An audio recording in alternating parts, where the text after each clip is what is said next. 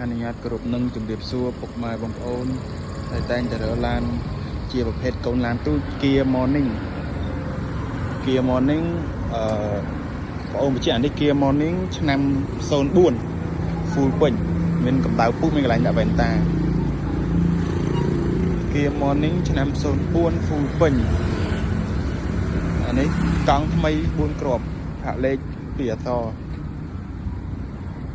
ឡានស្អាតពុកម៉ែបងប្អូនឡានថ្មីខាងក្នុងអីគឺនៅថ្មីខាងក្នុងអីថ្មីម៉ាស៊ីនអីឆេះស្ងាត់ម៉ាស៊ីនត្រជាក់ល្ងាម៉ាស៊ីនត្រជាក់ល្ងាបងមញ៉េ Android ហើយមញ៉េ Android ហើយនៅដំណើរការល្អទាំងអស់និយាយទៅឡាននេះនៅស្អាតជាប្រភេទឡានស្អាតពុកម៉ែបងប្អូនប្រព័ន្ធភ្លើងអីនៅដំណើរការទាំងអស់ប្រព័ន្ធភ្លើងដំណើរការល្អម៉ាស៊ីនប្រអប់លេខជើងក្រោមស្អាត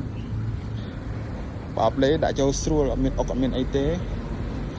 ឡានបំពាក់ចង្កៀងគុជហើយពុកម៉ែបងប្អូនចង្កៀងគុជអីលេងហើយអស់ពិលកាំងពិលអីគឺនៅភ្លើងទាំងអស់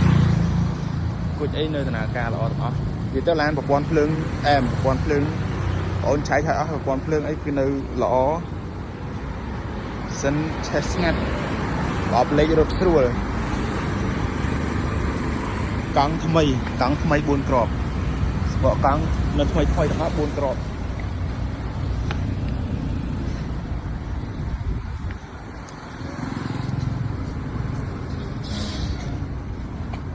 នៅពុកម៉ែបងប្អូនមើលខាងមុខម៉ាស៊ី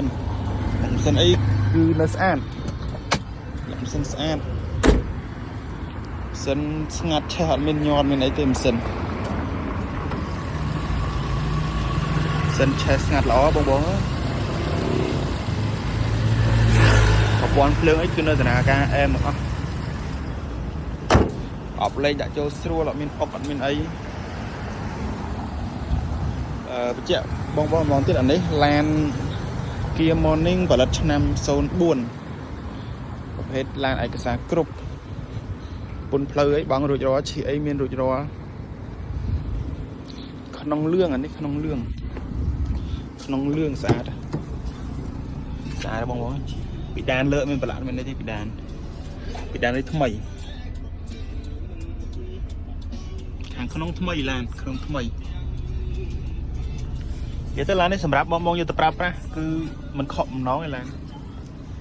ខ្លាចខុសតលុយឡានខាងប្អូនមួយគឺខ្លាចខុសតលុយតែរឿងឡានមកមើលអត់ដែរខកជើងទេមកមើលដឹងតែខុសលុយតិចតួច